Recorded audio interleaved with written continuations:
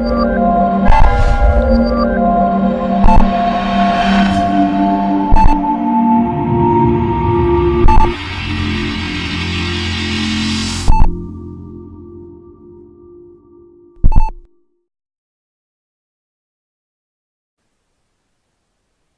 is up, everybody, and welcome to Monday Night Raw live review here on KliqPodcast. Giving JG the night off. It's his birthday. Wish him a happy birthday. And it is the go-home show for Money in the Bank pay-per-view, also including SmackDown tomorrow night, so definitely watch us tomorrow night as well on YouTube. Definitely new to me a little bit, kind of getting back into the swing of things. I haven't done a Monday Night Raw or Tuesday Night SmackDown review or pay-per-view review that's recent in, 8 months, 9 months. So super excited to do it. Glad to give JG the night off and talk a little Money in the Bank, talk a little Monday Night Raw, and see where it goes from there. And I also might be doing the SmackDown live review tomorrow night. We'll see how things go, but definitely excited to be here. Always check Mr. JG out here on YouTube for the Monday Night Raw and Tuesday Night SmackDown live reviews. He's amazing at it. He does great. He has all the cool backgrounds and all that stuff. It's all the thumbnails. I don't have all that stuff. I just have the KliqPod Lounge and a bunch of nerd stuff up. So that's what I'm rolling with. So it's not going to be as good as what he has, and I probably won't reach the expectation that he has. But still, like I said, super excited to be here. Definitely want to talk Money in the Bank. Want to get into a lot of things. Before I do that, also check us out on iTunes. Check us out on Podomatic.com. Check us out on Facebook, the KliqPodcast - The Outsiders. We used to be called TOP, the Outsiders Podcast. So check us out on Facebook. Check us out on Twitter, @KliqPod. Check us out on Twitch. I'm on Twitch almost nightly. Every night at 5 p.m. almost. After I get off work, I'm always doing something on Twitch. Always talking about the podcast. I've been playing Bully recently, so definitely check me out on there as well. And then I'll start adding some videos to YouTube as well, so you guys can check out what we do on there. Just finished Bully, but I'm still going to be doing some streaming on there for trophies. Just got the new Sega Classic for all the Sega Classics, Sega arcade games for PlayStation 4. And also got some new Bullet Club merchandise. So we're doing a whole bunch of stuff. Check us out on Patreon. I always say throw us a Washington or two. We usually maybe post 1 to 2 things a month. $2 a month out of your pocket just to help us out, build, grow, have better content, better quality, more places to go, more places to see us. Check us out pretty much everywhere. We're also on Stitcher. We're on Blueberry. We're pretty much everywhere. Check out all of our old podcasts. Now, I got to give a shout out to JG as always, but I also got to give a shout out to Mr. Tommy Guns, who we haven't had on in over a year. He's has a new baby. He's recently married, so he's living that bachelor life. Money in the Bank. Want to get into this. So here's my thing. When I think Money in the Bank, I think of some of the great matches that have happened in Money in the Bank. And only 2 real ones come to mind. I know there's some great Money in the Bank ladder matches, but it's hard to really decipher all of them. I think there are a lot of them that are good. I'm thinking of picking out particular matches. And there were quite a few, but there are 2 in mind that I have that stick out to me. Number 1, Kevin Owens versus John Cena. I believe it was for the United States title. I can't remember, but Kevin Owens versus John Cena when Kevin Owens just got called up. What an incredible match. A lot of people overlook Kevin Owens. A lot of the, I don't want to say hardcore wrestling fans, but a lot of those, love the nostalgia wrestling fans love Kevin Owens. I love Kevin Owens. I think he's the man. And a lot of people, a lot of the traditional wrestling fans are like, he's a coward, and that's just his persona. That's who he is. And I really thought he did great tonight. But one match that really sticks out to me for Money in the Bank is Kevin Owens versus John Cena. Of course. It was an incredible match. It went 35 minutes. It was a great match. And of course, what I think a lot of people will agree with me on is CM Punk versus John Cena for the WWE title. I believe that was Money in the Bank, either 2011 or 2012. Now, the reason why this match sticks out so much to me is because I had hit a lull at about, 2009, like late 2009, 2010, for a lot of reasons. And the number one reason I would say is because I was just fed up with the product itself. I really didn't enjoy any of it, and I missed a lot of good things. I missed some great matches between CM Punk and Rey Mysterio, CM Punk and Jeff Hardy. There's some decent rivalries with Cena and Batista. Randy Orton had some good stuff going on, so I did admittedly miss a few things. But I stopped watching. I went and spent an incredible amount of money in 2009 to go to WrestleMania 25. Me and my pregnant wife went. We went to Houston. We saw Stone Cold get inducted into the Hall of Fame at the Toyota Center. And we went and sat, which is like, what is it, like, I can't even remember now. It's like the RGB or something. Anyway, whatever it used to be, the Texans field. We went there and we sat up there. We watched some amazing matches. We watched Money in the Bank ladder match. We watched Taker versus Shawn Michaels 1. We watched Randy Orton versus Triple H, which wasn't that great, but watched a lot of good matches. And that was the reason why we went out and did that in 2009 is because my wife was pregnant. We wanted to go to a whole bunch of things. Went to concerts, went to comedy events. I got front row seat tickets to SmackDown. And I got club tickets to Raw at the end of May when they were coming to Denver, basically. And here's the thing, and I don't blame necessarily WWE for this, but the Denver Nuggets, which I was also a huge supporter at the time, and I always am, but sometimes when your team sucks, you're like, I can miss a game. It was the big Denver Nuggets push to get to the Western Conference Finals, which they did. It was against the Lakers. I went to probably 3 or 4 games that year for the playoffs. 1 or 2 against the Hornets, 1 or 2 against the Mavericks. And WWE had a prior engagement for the Pepsi Center, but Stan Kroenke basically overrode that and said, no, because we're having our playoff games here. So you have to go find another place to do business.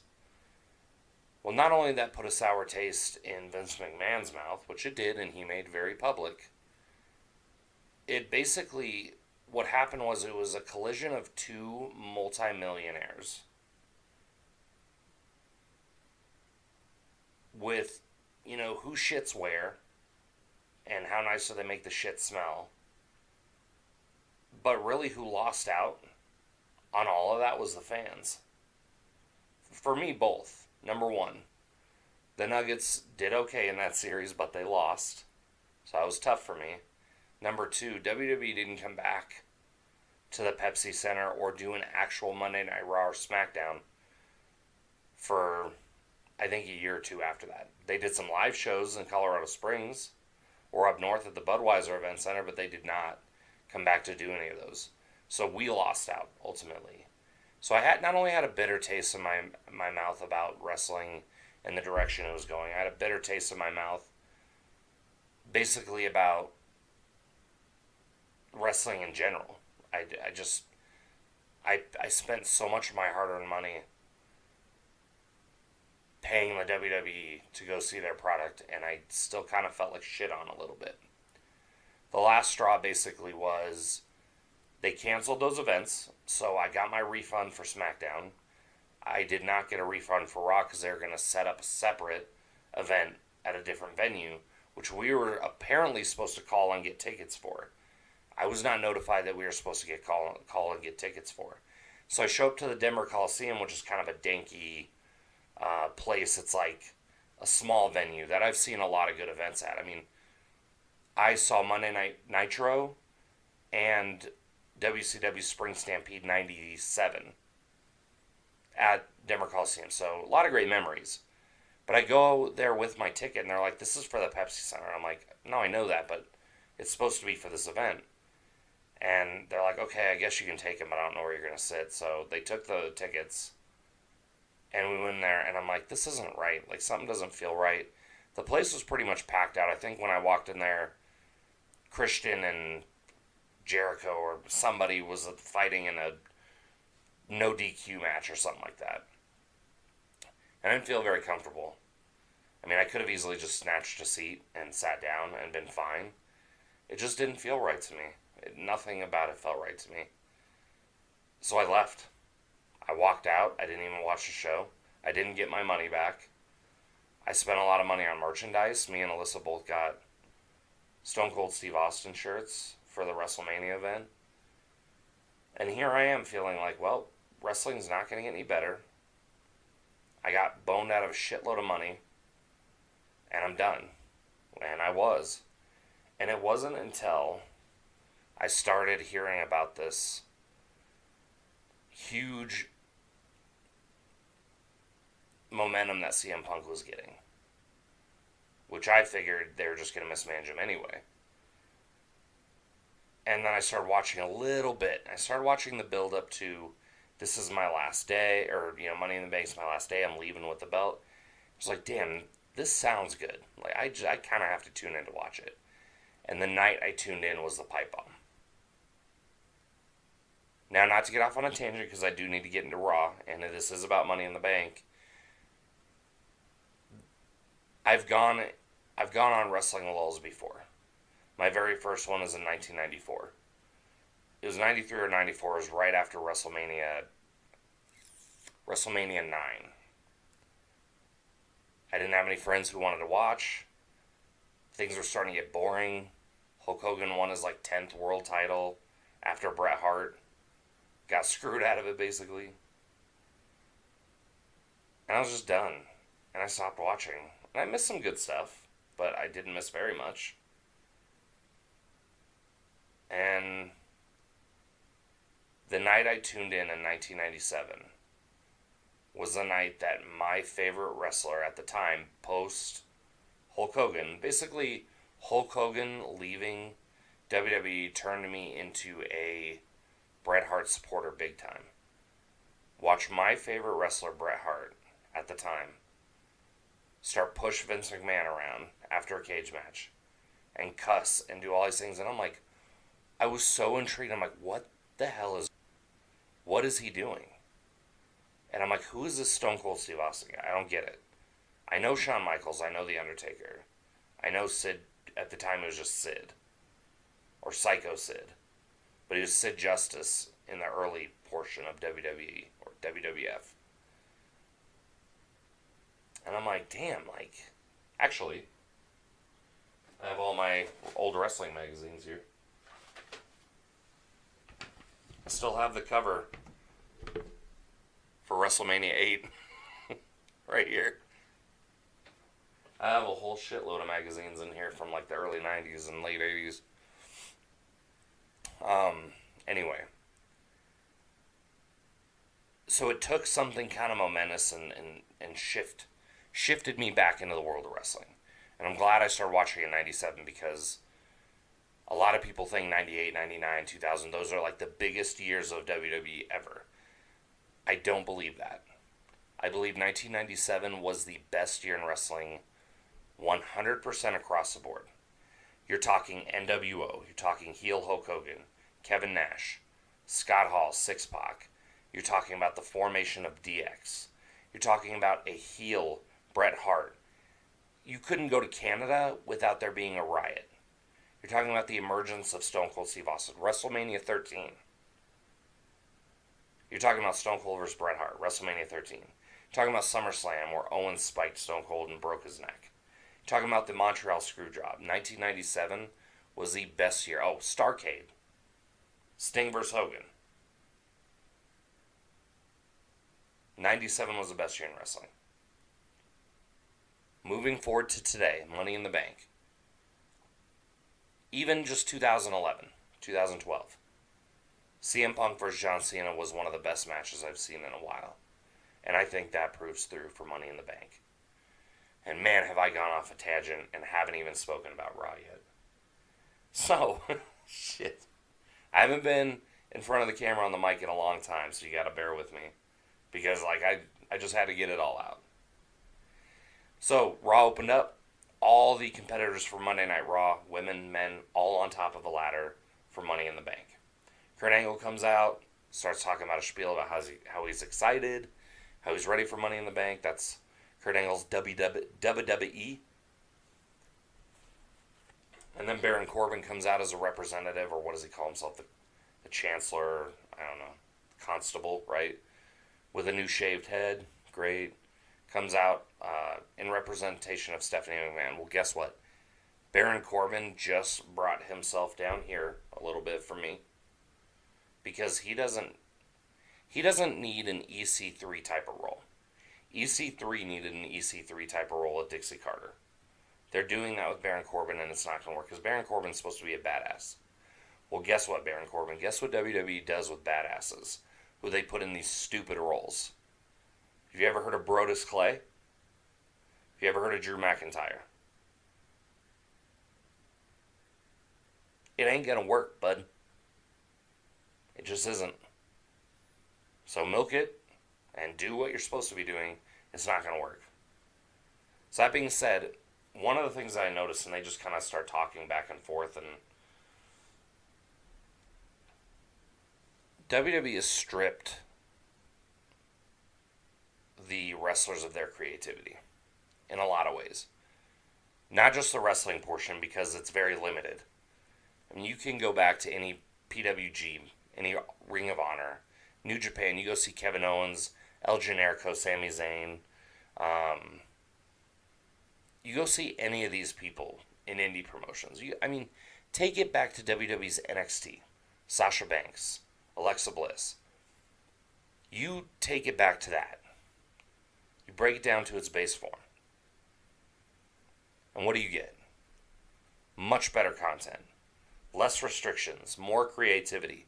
When you get to the main roster, they script so much of their content that when it's time to do improv, it doesn't exist. I think the first thing Sasha said was, "Oh, what's sore on your body, Alexa?" And Alexa's like, my shoulder." And then Ember's like, "Well, I'll make you both sore." Really, dude? You remember back in the day, and I think it was off of a Stone Cold DVD, one of his biopics or something.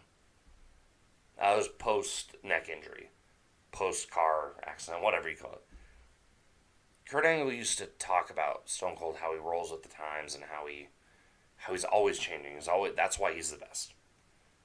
And he also mentioned when they were doing the injured time off, still in front of the camera, doing the deputy hats and the sheriff badges and all that stuff.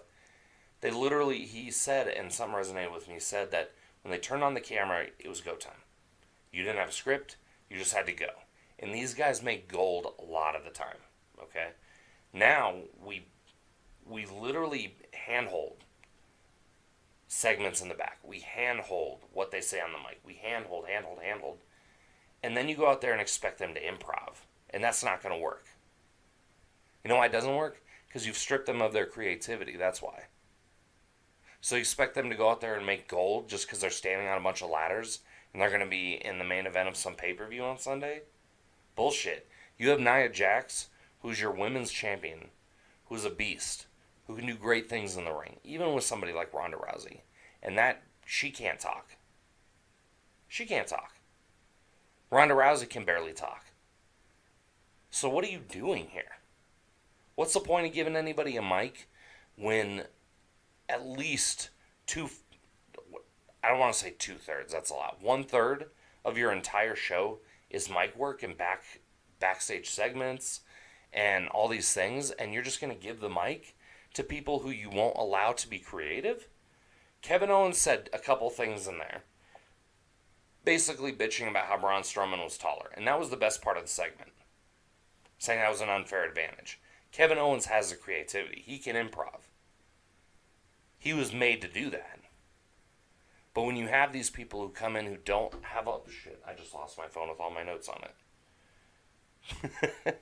I'm getting hot. I'm going heel. I told you guys I go heel.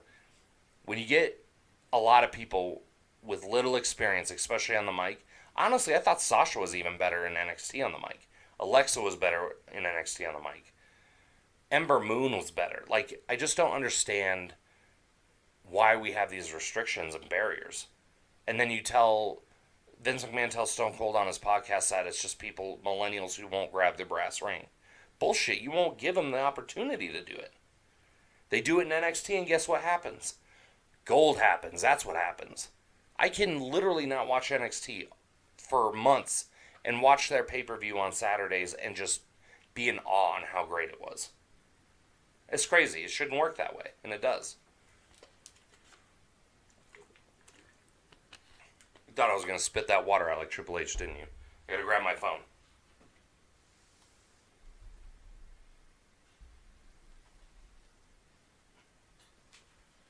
I did it.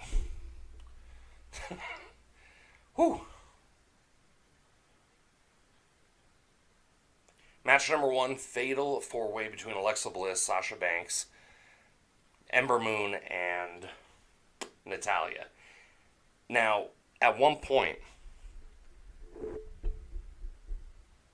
Sasha Banks basically trips over the turnbuckle and falls over and does like a front flip, which I thought maybe she intended to do kind of a weird thing. And then Sasha's out there, and Ember Moon runs 100 fucking miles an hour and does a suicide dive out and just smashes Sasha Banks out. It was insane. But when they showed the replay, Sasha definitely didn't. She meant it. She tripped, basically, is what happened. And I start to sit here and think, and I'm like, why aren't they giving Bailey and Sasha the push they deserve?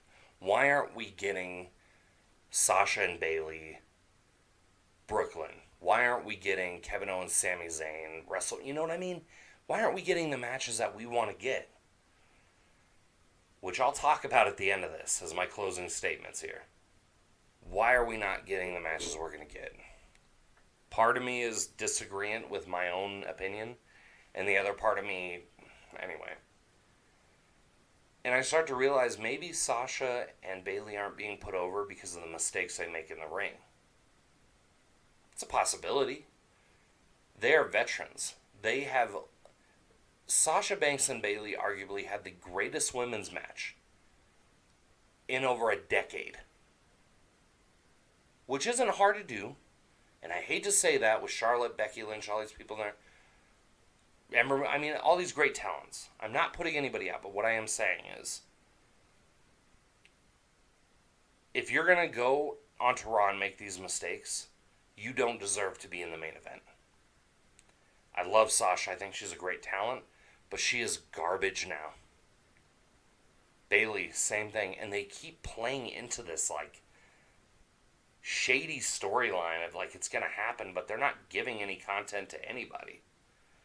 So I don't know. Anyway, off on another tangent. Sasha Banks shouldn't be making those mistakes. Ember Moon, I could see making those mistakes because she's fast-paced. She wants to go, she wants to hit, and that could cause a lot of injury. So much risk for the pay-per-view coming up in a week. That's tough. Besides the quick and what seems to be unsafe pace, it was actually an entertaining match, though. Honestly, I thought Alexa did her part the way she does best. Natalya was a part of it more than I thought she would be. Sasha and Ember were definitely having their part, and I started to think to myself, I'm like, what is the payoff with Natty's knee injury? It could be real, and I don't know. That's fine. My biggest thing is,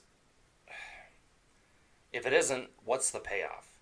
To give her an excuse to lose at Money in the Bank because she can't climb the ladder or anything like that? Like, there are other women on SmackDown who will put her on her ass. That's just the reality of it. There are women on Raw that will put her on her ass, and it just seems too weird to me to have an injury. I've seen it before, and it's worked in some circumstances, but it's 50-50, and I think it's going to be an under on this one. You know, at the end of the match was a great ending, great exchange between all of them. Natty got the win. Despite my previous comments, Natty got the win. And I'm sitting here thinking, like, okay, well, that's nice. It won't last, but that's nice. winner was Natty, that sharpshooter. Sorry you won't get the dub at Money in the Bank. Backstage, Kevin Owens starting to create his alliances with Finn Balor and Bobby Roode to go against Braun Strowman. I totally get that. They milked that out through basically the whole episode. Match number 2, Breezango versus Drew McIntyre and Dolph Ziggler. I did not like the makeup of this match. And the reason why I say that is because there are only few times where it's okay to have a badass team fight a goofy team. And then that somehow gets the badass team over as a heel or something. I don't know. I don't know what the dynamic right now is between Ziggler and McIntyre. I always liked Drew McIntyre. I think it's kind of weird that they're putting him in with a tag team. And I think maybe they feel they have too many singles competitors that they have to protect and invest in, that they want to give McIntyre a little bit of time. But fuck, I mean, I know Elias is going to get his Intercontinental title match. I know that there's going to be a couple other people. But Drew McIntyre seems like the perfect guy to fight for the Intercontinental title. I mean, imagine that match with Seth Rollins. I think it would be phenomenal. So why be scared to lose traction with Drew McIntyre and just throw him in a tag team to hope that he gains some momentum? I don't like that, but it is the way they're writing it. So they came on and after they won, and they won, of course they won. Poor fucking Fandango and Tyler Breeze are just jobbing everybody. But they're getting paid. I guess that's the way that people look at it now. At the end of it, Dolph Ziggler said, "We're not hype, and everybody's on notice. But my feeling is if you have to say it, it's not real. You're not showing anybody by beating up Breezango that you're the top competitors in the tag team division. The B team is a top competitor in the tag team division. If it was Rhino and Heath Slater that they beat, then sure, that's fine. Because guess what? WWE sucks at tag teams now. They make a lot of them fizzle out. They take a lot of them from NXT that had an immense amount of popularity. They split that up, and then they wonder why they have so much singles talent and nothing to do with it. What are they going to do when Jason Jordan comes back? They're going to bring back American Alpha? Because I fucking love that team. I thought it was a great team. But no, it's like a plug-and-play thing. It's like, oh, Dean Ambrose is out, Jason Jordan's in. Now he's going to tag team with Seth Rollins. The Bar's here. Now the Bar doesn't have the titles. Now they're in SmackDown. Now we got to figure out how to... It's just like... I don't know, man. Wrestling's weird. Watched it for 30 years. It never ceases to disappoint me and amaze me. They promoted the Brock Lesnar 435 days of title reign. I did see some statistics on this. And what I saw was that Brock Lesnar had defended the title 10 times over the 435 days, whereas CM Punk defended it over 100 times. So now we're starting to compare apples to apples. Now we're talking Jordan LeBron at this point.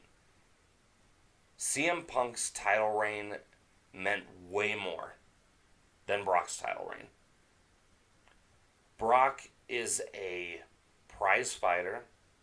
Right moment, right time, right money. And he'll defend against whoever he's told to defend against.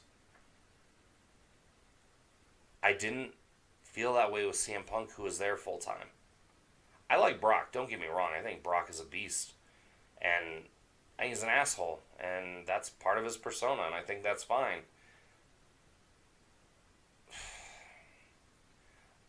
I'm part of a lot of wrestling groups within Facebook. I'll name a few of them right now, actually, so I think that's important. Let me find my groups here.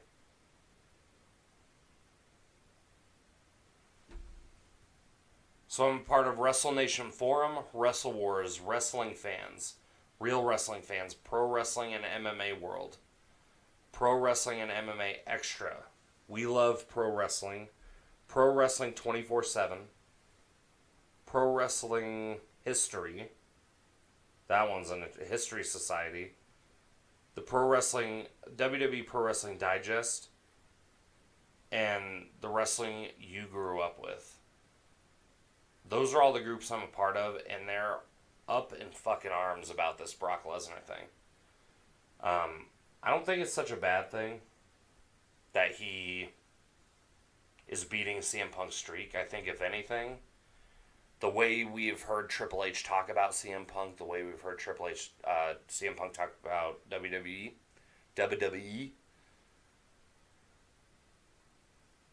is it a play? Is it one of those, all right, CM, fuck you. Couldn't make it in the UFC, you can't make it here. We're going to break your streak. Is it a possibility that people have been reaching out to him to get him back? I think so. I think it's more likely that WWE's top people have reached out to CM Punk to make some sort of amends. And I think it's very real that CM Punk is basically just giving him the goat and the middle finger. Here's my sack, here's my middle finger. No. I don't necessarily agree with Punk's decision. It's his decision. Or I don't necessarily disagree with his decision. It's his decision. He can make it. If he doesn't want to be a wrestler, then why are we constantly trying to get him back here? Wrestling fans, and I will get to this at the end of this, and a small thing, wrestling fans are stupid. They're fucking dumb. I know it's going to rub a lot of people the wrong way because pretty much everybody that listens to our podcast are wrestling fans. I'm a wrestling fan. JG is a huge wrestling fan. We're all wrestling fans. That's all we want to watch. That's why we do this. That's why we have the KliqPodcast. It's what we want to talk about. We built this off of our love for wrestling. But the fans are crazy, and they're stupid. And if they don't get what they want, they bitch and cry about it. Segue back into Money in the Bank. Go home show, Raw.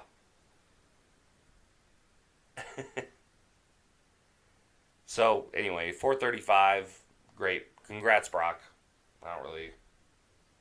It's nothing really more to say about that. Roman Reigns versus Jinder Mahal was the third match. Jinder Mahal did the old switcheroo, so Sunil Singh was Roman's opponent. Roman, of course, destroyed him. Jinder jumped in for a quick, what does he call it? The Gringo Killer? No, that's LAX. The something smash? Anyway, not important enough to know. But for those of you who are Roman lovers and Roman haters, so only two sides. The only two sides that matter. Doesn't it feel like no matter what side you lean on, doesn't it feel like a downgrade for Roman Reigns? Like he's kind of getting downgraded to have to fight Jinder Mahal. It feels like a downgrade to me. I like Roman. I don't have a problem with Roman. I think that he could definitely get better. But when he's in the right match with the right people, he's amazing. And sometimes it gets boring. And I thought his Braun Strowman rivalry was great. Match with AJ Styles was great. His match with John Cena was great. Honestly, I think a lot of the things he does is really awesome.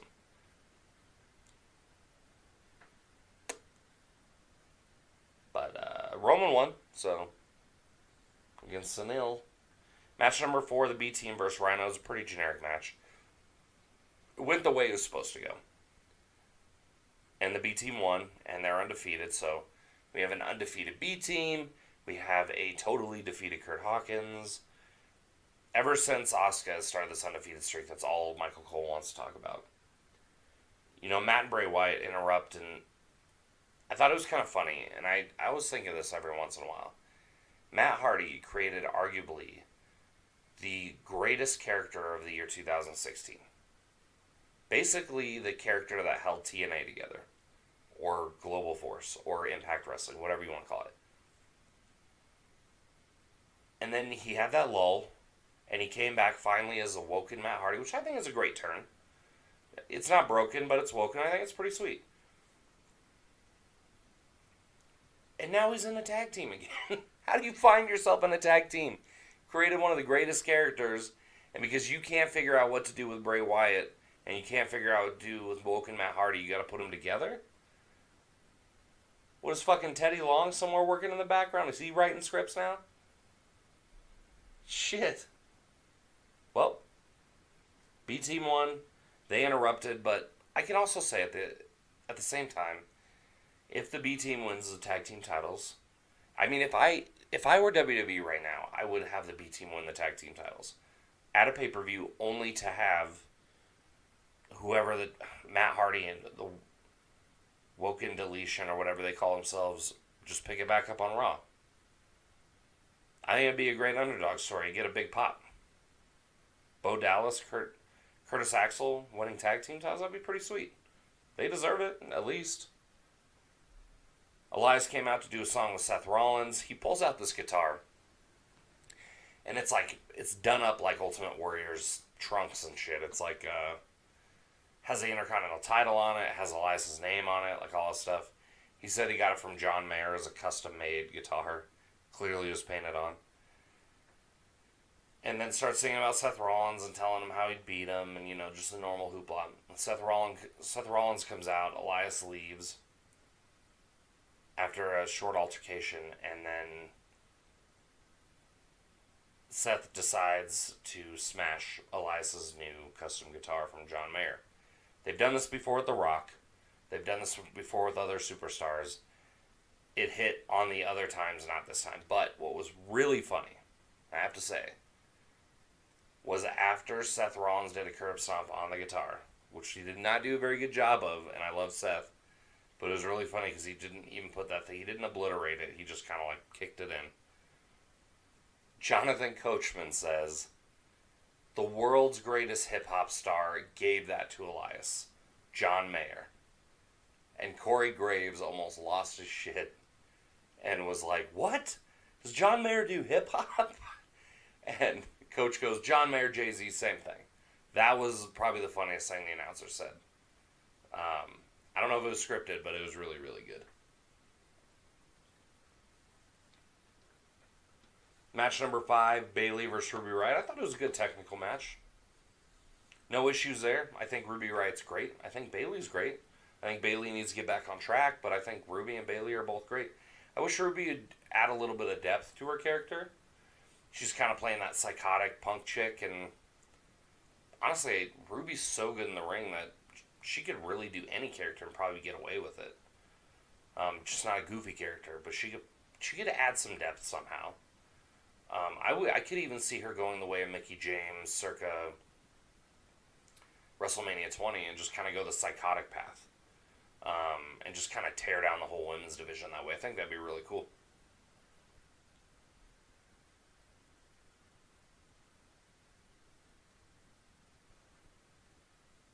And then I think I added some notes about what the long con was for the Sasha Bailey thing. I mean, Ruby Riott and Bailey are having a decent match in the ring, and all the announcers are talking about is Sasha Banks and Bailey. If all you do is just keep talking about it, and there's no visible evidence that anything's going to happen, there's no point in doing the match.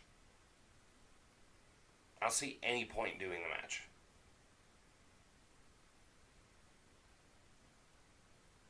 I'd love to see it, but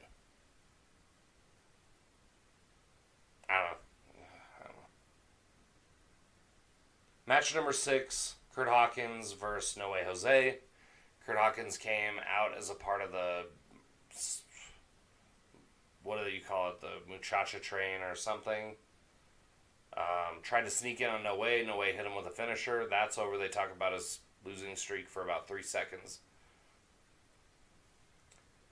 Raw went over 10 minutes on their 9 o'clock stop. Well, 9 o'clock for Denver. Sorry about that.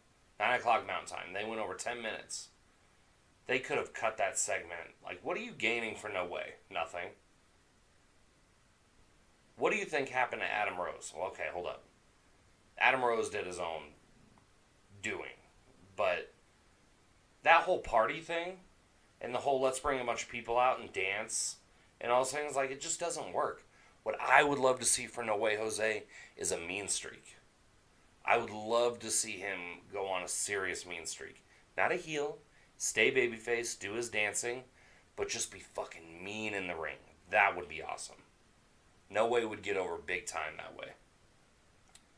Yeah. Sami Zayn came out and he did this whole obstacle course for Bobby Lashley. He was actually, I was over it as they were setting the props up. But then Sami started doing his mic work and stuff like that. It was pretty funny. He was talking about how Green Berets run it at 2 minutes and he ran it at 1:30 and that he's a lean 213 pounds and Bobby's all muscle. And Bobby came out and ended up killing it. But when they're doing the coin toss, I was even telling my wife, I'm like, Bobby, no matter what the coin toss result is, Bobby's going first. So either Sami Zayn could not do it at all, or he could basically assault him in the middle of it, which is what he did. This type of story should not appeal to me. It shouldn't. Because it is kind of bland and boring. There's some things here and there. And it's kind of a weird pairing, but I'm actually kind of excited for it. I think they've done a great job building a story. And I think Bobby needs to get into the swing of things again. I think what better way to do it than fight a guy like Sami Zayn, who's at this point a consummate heel, and he can do good work in the ring. Perfect guy. I'm excited for it. Last match, Bobby Roode versus Finn Balor versus Kevin Owens versus Braun Strowman.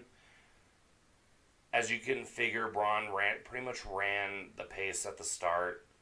Kevin Owens was barking orders, telling everybody to get together, make sure we're doing it, we're teaming up.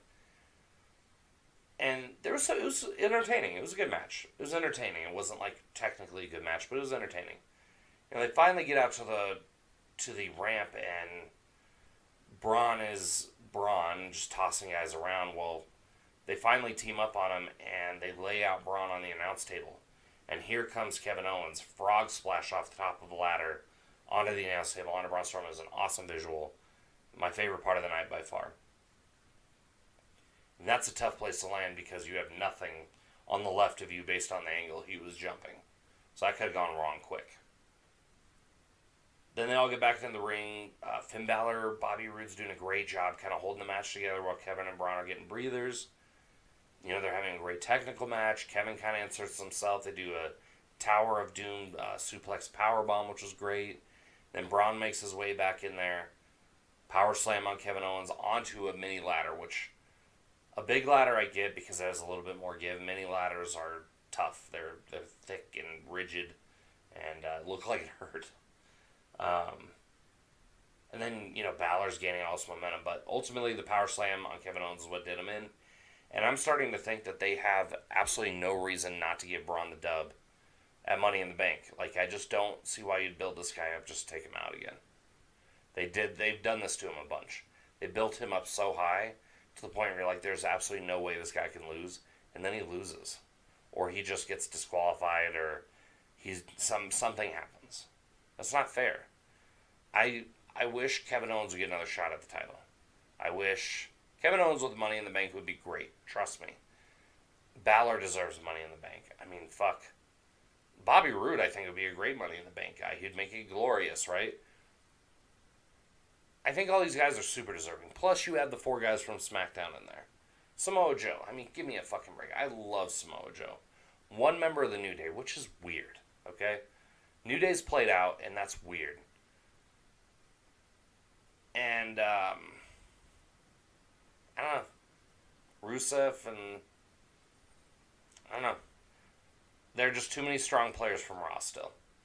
Hoping it's Joe, but there's still a lot of strong players from Raw. So, it's tough to see why Braun wouldn't win. I don't know. Be interesting to see at Money in the Bank. I hope you guys are all going to be watching. We have a lot going on at Money in the Bank. And I'll get into that soon. Before I leave you guys, and before I talk about kind of what we're doing on Sunday for Money in the Bank, and what to kind of look forward to for the weekend, one of the things I've kind of kept inside, I've been wanting to do for a long time, and some of the things I've been thinking about a lot of is, one thing I want to let you guys know is that I'm a diehard wrestling fan. Through and through. I've been watching it the majority of my life. I have pictures of me sitting on my dad's lap while we're watching an old Survivor Series pay-per-view or something like that. You know what I mean? Like, it runs that deep. I told you guys earlier, like, I go through these lulls and things like that. I mean, I haven't watched a full Raw or SmackDown in 3 months. Probably since WrestleMania. And the reason for that is not because I'm not necessarily not interested. I just don't like the whole 3-hour format. I think it's just too much content. WWE Network is too much content. I love that I can go back to check out all my old shit. I loved it. I mean, like I said, Denver Coliseum, Spring Stampede 97, I'm looking for myself in the crowd. If you ever watch WrestleMania 25, there's a part where John Cena slides into the ring during his entrance, and then it shows a panned out view of the whole stadium, and there's a big fat head sitting there clapping. That's me. Crazy, right? That's how deep it runs. But I always check out the top 10s on ESPN. I always keep in touch somehow. And I think a lot of my biggest problem lately is what I hated, what really turned me off at WrestleMania was not the product itself, it was the fans. Everybody bitches about something, and I bitched in here. I'm not excluding myself. And I'm not saying anything bad about any other wrestling fans. But we're all just really dumb. We don't accept the product for what it is. Don't get me wrong, I would love to see Attitude Era all over again. Not all the titties and the nasty shit and all the stupid stuff, right? We don't need to see another Val Venus. Well, Val was amazing. He was a great talent. He was a porn star, but he was a great talent. I don't know, there's a lot of people who didn't accept WrestleMania for what it was. And I thought it was a good pay-per-view. I thought there were a lot of good matches there. And it just didn't feel right because the fans didn't make it feel right. And then we go to Backlash, and I'm live tweeting Backlash, and all I see is like hate speech and just like, well, I'm about to turn this off. Okay, now I'm going to turn it off. And it's like, then turn it the fuck off, dude. You don't need to watch it. You don't need to tell everybody that you're not going to watch it. Get over it. It's like if Roman Reigns won the Royal Rumble, people would riot. Is that real? Roman Reigns is a great talent. A lot of people don't agree with me, and that's fine. That's what we get out of these things with the podcasts and the discussions and the Facebook pages. I got sick of the fans. I got sick of being a fan. Because I was trending along the same lines as everybody else. And I didn't like to be a part of that group. Because what I started to do was start to think, how can I enjoy the product a little bit more? Why don't, instead of worrying about what I want, why don't I accept what they give me? And try to enjoy it. I'm an old guy, okay? The very first pay-per-view I remember is SummerSlam 88. And I was a little chap at that time. So I'm not super old, but what I'm saying is that I've gone through the golden era. I've gone through the silver era. I've gone through the bronze era, and I don't know where we're at now. We're kind of in this weird in-between because we have all this great talent like AJ Styles. I mean, fuck. Can you believe that we got Adam Cole, Ricochet, Aleister Black, all these guys in NXT that have made such big names for themselves in the past? We got them. We're watching them. We get to see them once every 3 months on a Saturday, or once every 2 or 3 months on a Saturday for a pay-per-view that's always off the hook, and once every Wednesday. We got those guys. That's insane to me. That we have such good talent today. And there's still so many people bitching about what the problem is. I know what the problem is. I explained some of those problems today. There's a lack of scripting, a lack of storytelling. There's a lot of plug-and-play options. There's a lot of, well, this guy's interested, now we're going to go here. There's a lot of unsafe wrestling going on. And there's a lot of what we call WWE is not entertaining. But after WrestleMania, I realized, I just want to enjoy. I just want to enjoy it, you know? I just want to enjoy watching something and not dissect it every 2 seconds. And that's a lot of reason why JG's been covering for me, because I've been in this weird funk about it. And don't get me wrong, JG's been fucking killing it. I mean, killing it. He's doing a great job. I love watching him.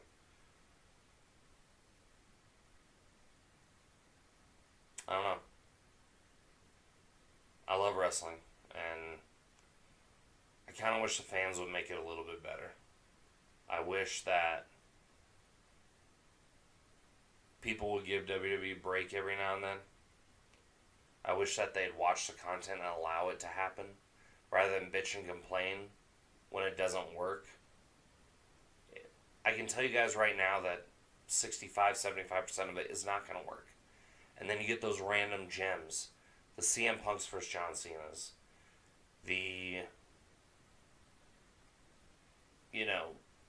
Sasha Banks versus Bailey's. It's just, you get those rare gems that you're like, holy shit, I'm so glad I watched that.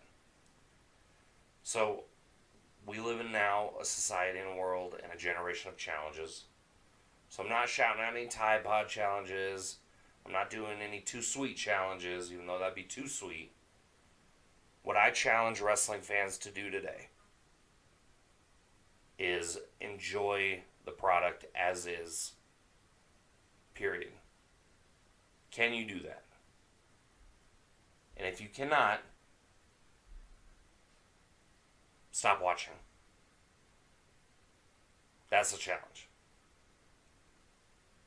Alright? So, for me, Mr. Mean Dean, and for my birthday boy, JG, KliqPodcast, we out.